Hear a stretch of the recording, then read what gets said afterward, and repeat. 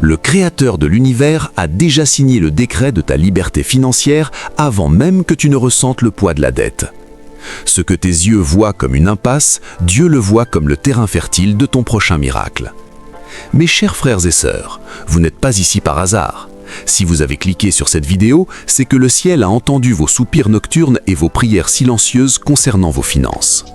Nous allons explorer ensemble pourquoi, en tant qu'élu, votre destinée n'est pas la survie, mais l'abondance. Tu n'es pas un accident de parcours, mais une intention divine manifestée pour dominer sur cette terre. Le sang qui coule dans tes veines porte la signature de la royauté céleste. Comprendre qui vous êtes est la première clé pour déverrouiller les coffres du ciel. Un élu n'est pas quelqu'un de parfait, mais quelqu'un de choisi. Dieu ne choisit pas ceux qui sont déjà riches, il enrichit ceux qu'il a choisis pour manifester sa gloire. La pauvreté n'est pas un signe de piété, c'est souvent une barrière à votre mission de vie. Tape « Amen » dans les commentaires si tu crois en cette parole et que tu acceptes ton identité d'élu. Briser les chaînes de la mentalité de manque. La limite de ta richesse n'est pas fixée par ton compte bancaire, mais par l'étroitesse de ta vision. Élargis l'espace de ta tente, car les fleuves de la provision sont sur le point de déborder. Pendant trop longtemps, l'ennemi a chuchoté à votre oreille que vous deviez vous contenter de peu. Mais la Bible déclare dans Deutéronome 8:18 que c'est Dieu qui nous donne la force d'acquérir des richesses.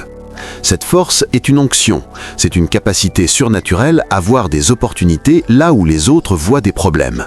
Abonne-toi à la chaîne pour ne rien rater de cette série prophétique et active la cloche de notification. Le ciel s'agite en ta faveur. Les registres célestes sont en train de s'aligner avec ton destin. Bien-aimé, élu de Dieu, si tu poses tes yeux sur ces mots en ce moment, ce n'est pas un accident. C'est une divine connexion.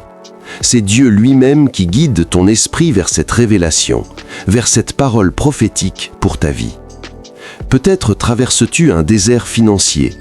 Peut-être que les portes semblent lourdes, verrouillées, et que les ressources se font rares. Écoute cette voix qui chuchote à ton esprit. Ton histoire n'est pas terminée. Ta saison de sécheresse touche à sa fin. Tu n'es pas un oublié du ciel. Au contraire, tu as été distingué, marqué du sceau de la faveur divine. Dieu n'a pas créé ton destin pour la honte, mais pour la gloire. Il n'a pas gravé ton nom dans sa paume pour te voir lutter éternellement.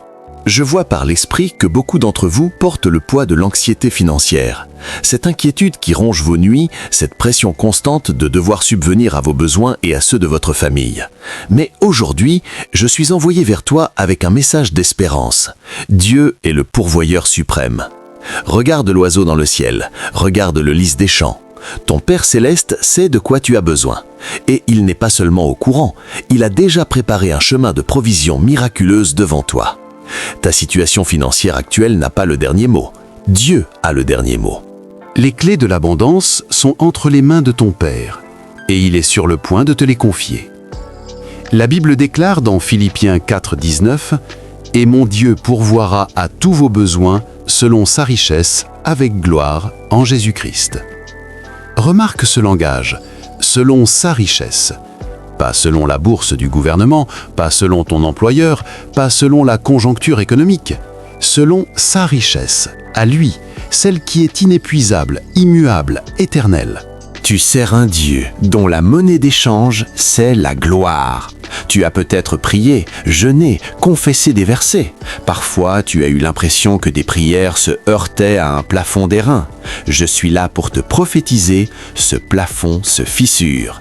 Abonne-toi à la chaîne pour ne rien rater des révélations à venir. L'obscurité de ta nuit financière précède toujours l'aube glorieuse de ta délivrance. Souviens-toi de Joseph, la fosse, l'esclavage, la prison, des portes fermées à double tour, mais chaque cellule était une étape vers le palais. Chaque injustice était un marchepied vers la position de pourvoyeur de toute une nation. On t'a peut-être mis dans une fosse, on t'a peut-être vendu, accusé à tort. Mais Dieu utilise même les mauvais contrats, les injustices professionnelles, les trahisons financières pour te propulser vers ton lieu de provision. Tu ne vois pas encore le palais, mais il t'attend. Ton temps de gestion des ressources est arrivé. L'ange qui transporte ta bénédiction financière a reçu son ordre de marche. Le chariot céleste chargé de ta provision est en route. Ne baisse pas les bras maintenant. Ne laisse pas le découragement voler ta foi au moment même où les miracles se mettent en branle. Penses-tu que Dieu t'aurait mis à cœur un rêve, un projet, une vision pour ton business, pour ton ministère, pour ta famille, sans y assurer les ressources? Il n'est pas un homme pour mentir. S'il l'a dit, il le fera. S'il a commencé cette bonne œuvre en toi, il la mènera à son terme. Exprime ta gratitude en commentaire pour ce message de foi. Ton obéissance passée, même dans la petite chose, a attiré l'attention du ciel. Ta fidélité dans le peu t'a qualifié pour le beaucoup. Rappelle-toi la veuve de Sarepta. Elle avait juste une poignée de farine et un peu d'huile. La famine sévissait, mais le prophète Élie lui a demandé de lui faire en premier un petit gâteau. C'était un test. Elle a obéi, mettant la parole de Dieu avant sa peur de manquer. Et la jarre de farine ne s'épuisa pas, la cruche d'huile ne tarit pas. Tant que la famine régnait, la provision surnaturelle coulait. Dieu a un système de distribution continue pour toi. Une idée, une compétence, un flux de revenus qui ne s'épuisera pas tant que tu en auras besoin.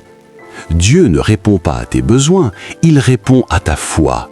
Et ta foi s'enracine dans la révélation de ton identité. La femme hémorroïs dans la foule ne s'est pas contentée de souhaiter être guérie. Elle a dit « Si je puis seulement toucher son vêtement, je serai guérie ». Elle s'est vue guérie avant de l'être physiquement. De la même manière, tu dois te voir béni, pourvoyant, réglant tes dettes, bénissant les autres. Visualise les portes s'ouvrir. Visualise les transferts inattendus, les contrats signés, les dettes annulées. Ton esprit est le premier terrain de la manifestation. Abonne-toi à la chaîne pour être continuellement renouvelé dans ton intelligence spirituelle. Romps avec la mentalité d'esclavage. L'Égypte symbolise l'ancien système de labeur sans joie et de provisions juste suffisantes. Le peuple d'Israël en Égypte avait de l'ail et des oignons, des besoins comblés, mais ils étaient esclaves. Dieu les a fait sortir pour les amener dans un pays ruisselant de lait et de miel, un pays où ils seraient maîtres, bâtisseurs, propriétaires. Peut-être es-tu dans une situation d'ail et d'oignon, un salaire qui suffit juste, pas de vraie liberté.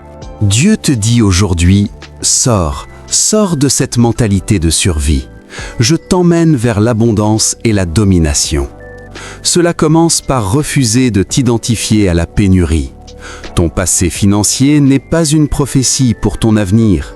Les erreurs sont effacées, les dettes sont annulées dans l'esprit. Beaucoup portent la honte de mauvaises décisions, d'investissements ratés, de dettes accumulées.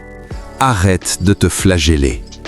Dans le royaume de Dieu, il y a la grâce et un nouveau commencement. Confesse tes erreurs à Dieu, reçois son pardon et lève-toi avec une nouvelle page vierge. Il est le Dieu de la restitution. Il peut te ramener et au-delà ce qui a été perdu. Crois-le. Agis en conséquence. Les écluses des cieux ne s'ouvrent pas par la force humaine, mais par l'obéissance à la voix du Très-Haut. Quand Dieu décide de te bénir, aucun verrou terrestre ne peut résister à sa puissance.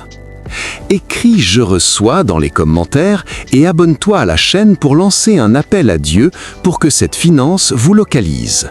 Dans peu de temps, nous comprenons que la finance est d'abord spirituelle.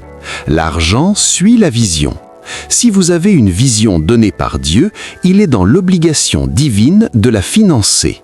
Vous devez arrêter de regarder vos ressources actuelles et commencer à regarder à la source.